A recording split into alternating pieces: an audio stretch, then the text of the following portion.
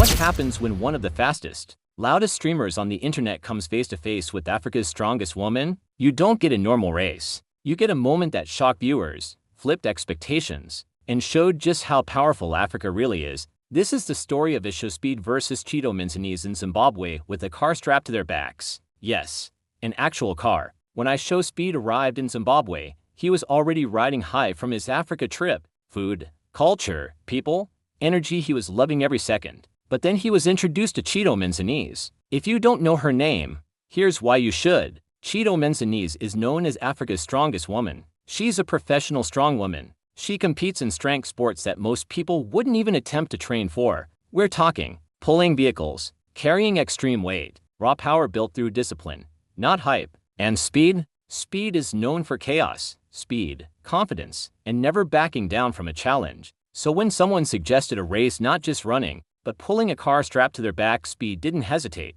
That's when the moment became bigger than content. This wasn't a joke setup, a real car, a real harness, real weight, no tricks, no edits, just strength versus speed. Speed did what Speed always does, hyped it up, shouted, laughed, talked trash, said he was built different. But Cheeto, she was calm, focused, locked in. That right there told you everything, because people who rely on power don't need to scream. They let the work speak. The moment the race started, chat went crazy. Speed exploded forward with energy, adrenaline, and pure effort. But almost immediately, you could see it. That car wasn't playing. Every step took everything he had. And then, Cheeto moved. Slow, steady, controlled. No rushing, no panic, just power. And that's when viewers realized something important. This wasn't a meme challenge. This was a real strong woman doing what she's trained to do. Speed was fighting the weight. Cheeto was moving it. As the race went on, chat reactions started changing. At first, Speed got this. USA versus Africa.